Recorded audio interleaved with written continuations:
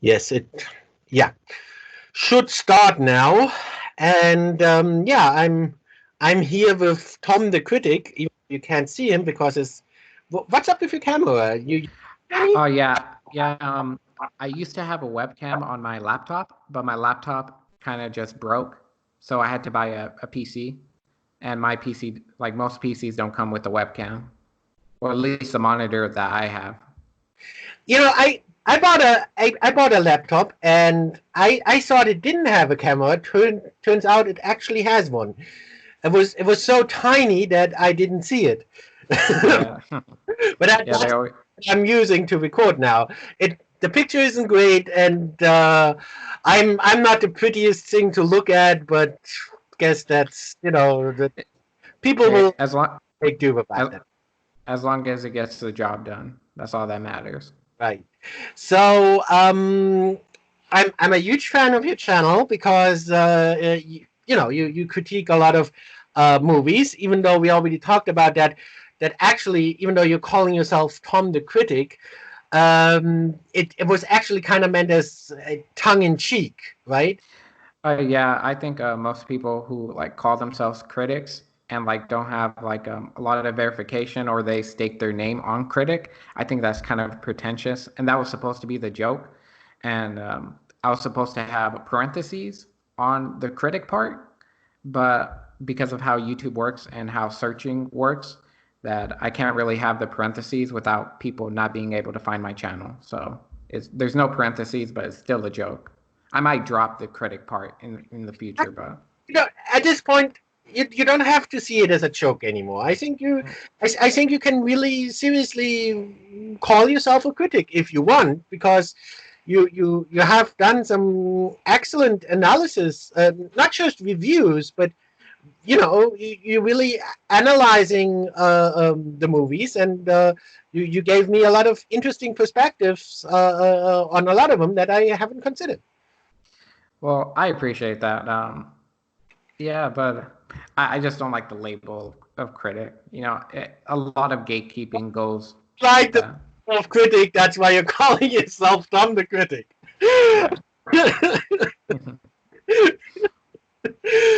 um, but I get it. I get it, and Yeah.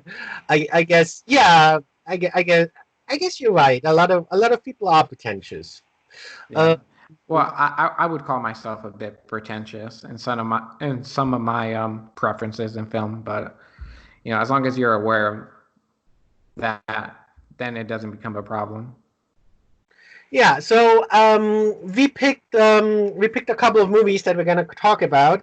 Um, because they have a lot of depth, and one of them, at least one of them, you've already covered on your channel, and that's Starship Troopers.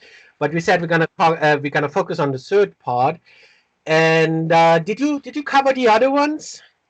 No, until you said you wanted to have a conversation about the third one, I hadn't watched any of the other films just because I think the whole idea of a sequel to Starship Troopers is without the director is kind of weird. Yeah, well, yeah, because and we already talked a bit about Paul Verhoeven. Um, I love Paul Verhoeven. I love all of his movies, but the only thing I don't like about him is that almost all of his movies have gotten sequels. I think actually all of them have. Pretty much all of them have gotten sequels. But he never directs the sequels. Never. He never directed a sequel. He only makes the first movie, and it's usually a great movie, and then he doesn't do the sequels. Well, I kind of like that about him because if he were to do it, I feel like he would be limiting himself to just that series. I like to see him explore, his whole early '80s and '90s stint. It's pretty phenomenal.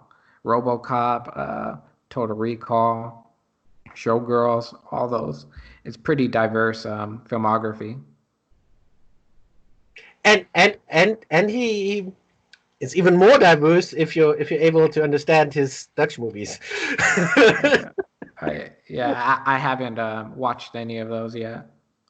No, they're great as well, but it's a little difficult for me. Not because I don't understand it. I do understand Dutch, but it to a German, it Germans can understand Dutch, but it just sounds funny. So that's an obstacle because it makes his movies sound unintentionally funny to me. Yeah, there are certain languages that just sound like really, really odd. But that's not a knock on the languages. It's just Well, it sounds weird. to a German, Dutch sounds like a very very funny dialect. Right? It's the same with Dutch people. To Dutch people, German sounds like a very funny dialect of Dutch. Anyway, but before we get off track, so we want to talk about let's get back on track. We want to talk about Starship Troopers. We want to talk about Alien, and we want to talk about The Exorcist. And I think those are great examples and great movies. All of them are great movies, and they're great movies to talk about because all of them have a deeper underlying meaning that I want to talk with you about that a lot of people, or a lot of casual viewers, might be oblivious to. Of course, and I was trying to explain it. I'm not saying that, I'm not trying to be pretentious either. I'm not pretending that I have the only valid explanation and the only valid how do you say interpretation. Interpretation. I'm not saying I have the only valid interpretation of it. There are lots of equally valid interpretations.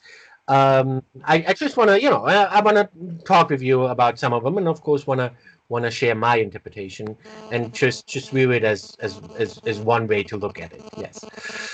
So let's start with Starship Troopers, and the way I view Starship Troopers, the Paul Verhoeven movie that kind of started it all. Well, it didn't really start it all. There were other movies. Well, there was the Japanese anime before that. But most people nowadays, when they think of Starship Troopers, they don't think of the anime, they don't think of the book, they think of the Paul Verhoeven movie. And the Paul Verhoeven movie had sequels, and the sequels were, especially the third one. We're not going to talk about the second one because, well, okay, that was just bad. But, but the third one, I think in the third sequel, they really managed to capture some of the essence of the Paul Verhoeven movie, even though they didn't have Paul Verhoeven as a director anymore. Oh yeah, the third one. There's like a crumble of faithfulness in it, but it also manages to explore a bunch of other things that aren't inherently tied to the first movie. It actually, it actually, I heard Paul Verhoeven say in one of his interviews he wanted to do the mecha part, where they have those robot mecha thingies, with those armor suits or whatever you want to call them. He actually wanted to do that, but it was, back then in the 90s, it was just too difficult to do that. And that was in the book. And he wanted to do that, but he didn't. He didn't get around to doing that in the first movie. So I really like that they did that in the third movie. That they finally brought in the mecha suits that are in the book. Yeah, those were pretty interesting to watch, and I'm assuming the film had an extremely low budget, so it's actually pretty impressive what they were able to do with the money they had. I'm assuming that most of the money went to Johnny Rico. Wait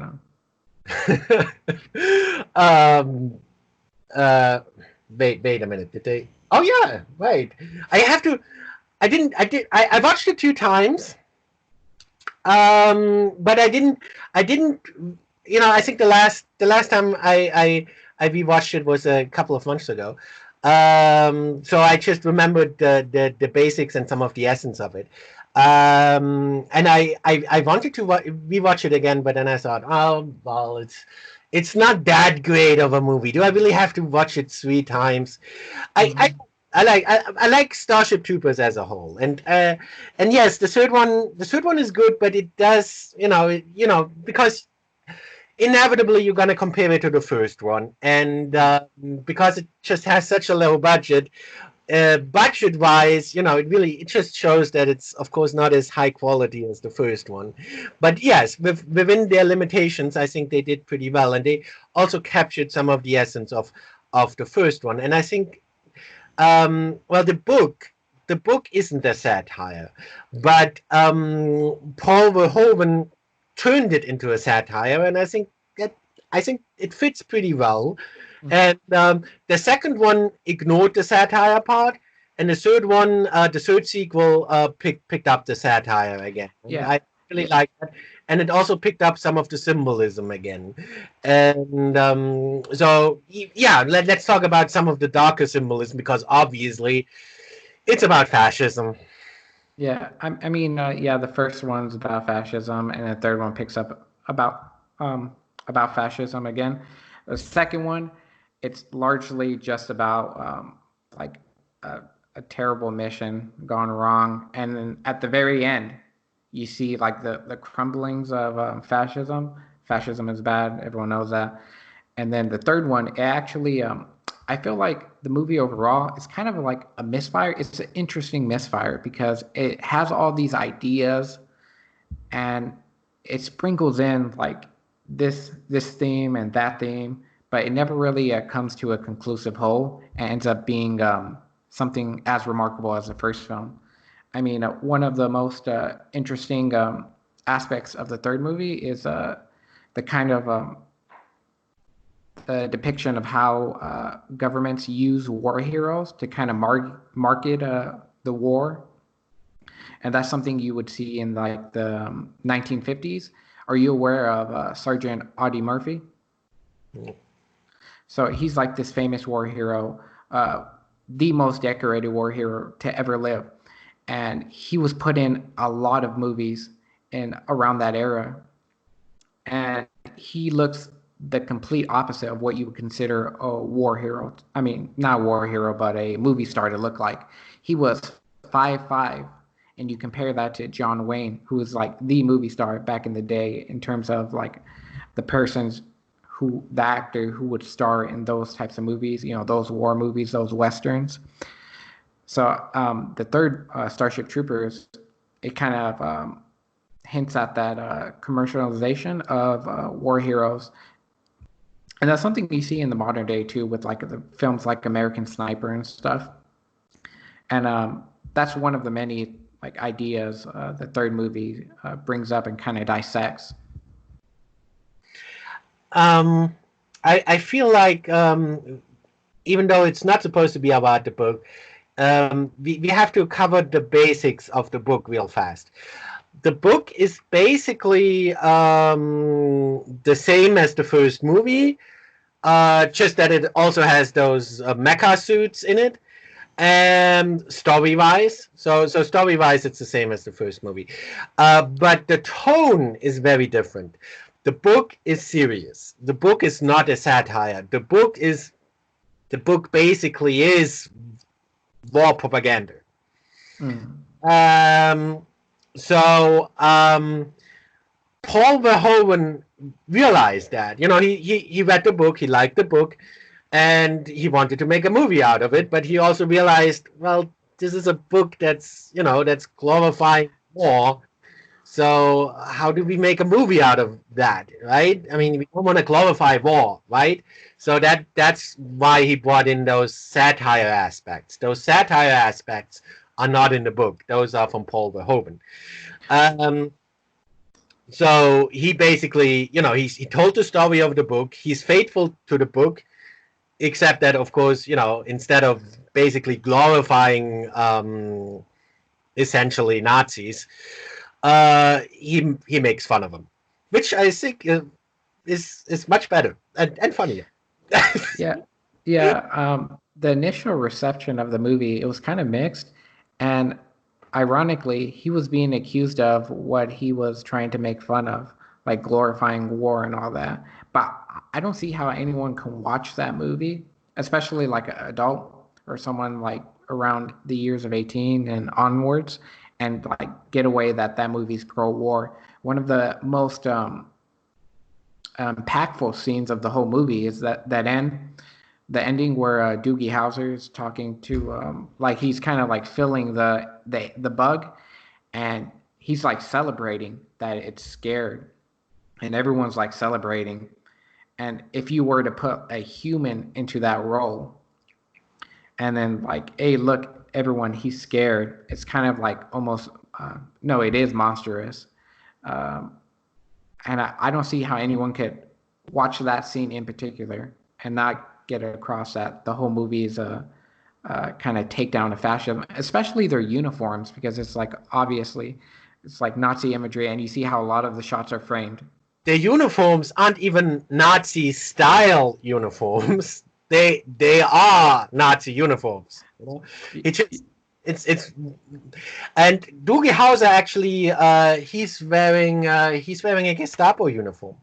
Yeah, and then like the only difference in the uniforms is like they're switching out the emblems, and that's it. Actually, that's interesting. If you pause it and look closely at the emblems, the emblems are pretty much the same as the Nazi emblems, but they changed them a little. They actually made them look bug-like. It's like insects. They have like insects as their symbols. So I think that actually ties in with that because that's what the Nazis did. There was like that one movie from the Nazis, very famous. I'm not gonna mention its title, but essentially the entire point of the movie from the Nazis was to make to literally dehumanize their enemies and instead literally paint them as what you call that Schädlinge. It's like it includes insects, but it also includes rats. Like those kinds of animals that are harmful. What do you call them? Like I don't The know. vermin. Vermin. Is that that what it means, right? If you say vermin, that includes rats and harmful insects, stuff like that, right? Yeah. Right. Yeah. Okay. Yeah. So there is actually a movie by the Nazis that does exactly that. The entire point of that movie by the Nazis is to paint the enemies as vermin. So and so the Nazis actually did that, and uh, yes, I like how they were very much aware of that when they were making the movie, and so we see the enemy as those bugs, but that could also, of course, be a metaphor for could be symbolic for how the Nazis were actually painting their enemies as bugs or vermins, and Yeah. that also and obviously they were aware of that, and that's why when you look closely they actually have those insect like emblems on their Nazi Mm. uniforms. So in a way you And to interpret that as them also being like their enemy, because they dehumanize their enemy. That makes them capable of committing atrocities against their enemy, and in doing so, they also they're essentially becoming the way they're portraying the enemy. They're becoming inhuman and capable of committing atrocities. They, you know what I mean. yeah, in any course of like, if you like look at history, the main objective is to kind of dehumanize your enemy, and you see that with war propaganda, and you see that with the Starship Troopers with those little video packages, which are like both funny and a little bit disturbing at the same time. And A little bit disturbing.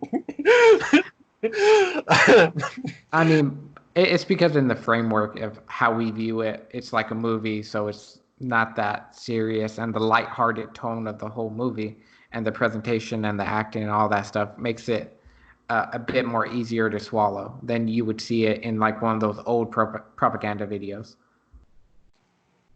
And since we also, we want to talk a bit about, or we already talked a bit about the third part.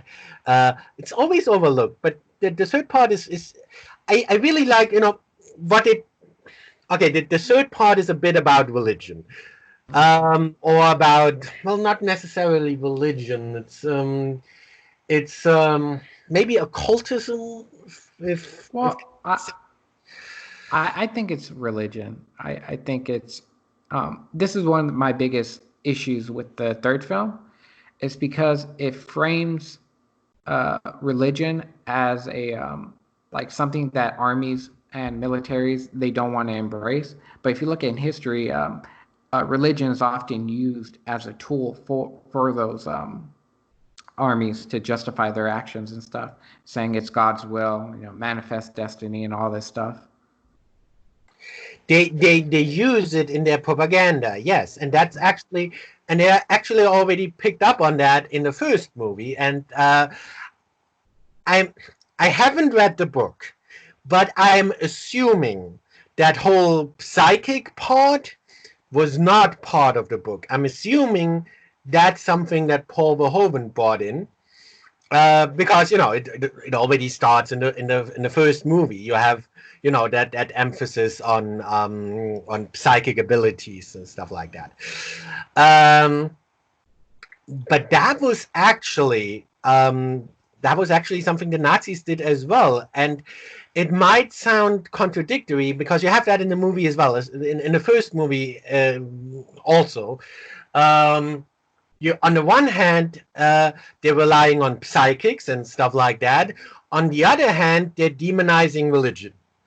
That might sound a little contradictory, but that's actually what the Nazis did, And you see that in the first movie already. You see how they're promoting psychic abilities on the one hand, and on the other hand, they're slandering like those Mormons. They were saying like, yes, it's the fault of the Mormons. They were building that outpost over there, and evil Mormons, blah blah blah. Yeah. So you can only see that on the one hand they're attacking religion, on the other hand they're relying on basically occultism.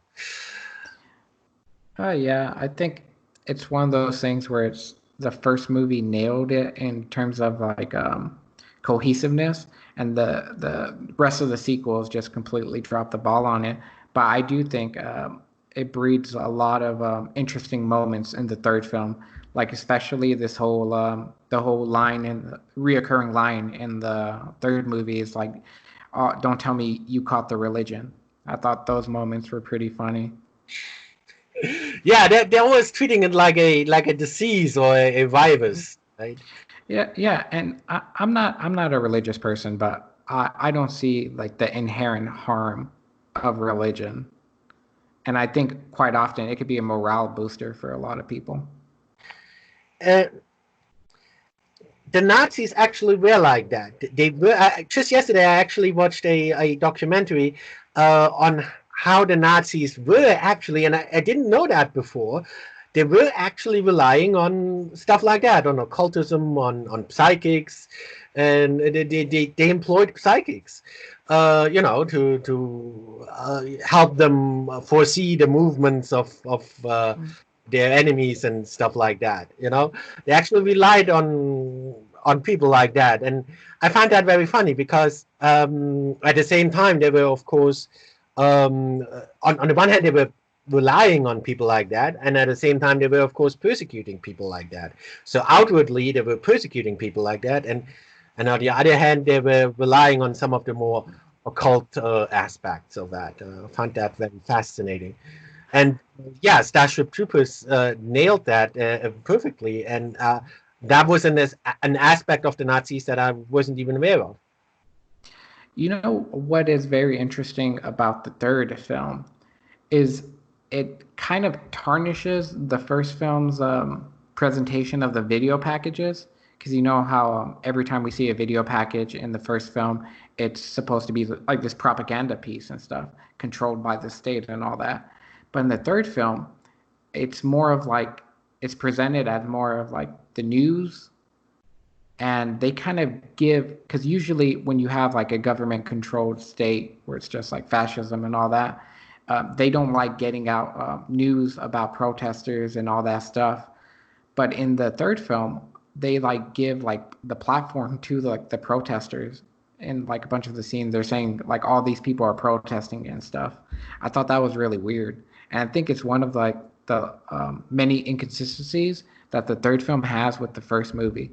And something that I also didn't like was the fact that Johnny Rico, he was able to make it up the ranks and actually like be unharmed. Because like I naturally assumed after the first film that he probably died somewhere, like The shortly after. father, all canon father. Yeah.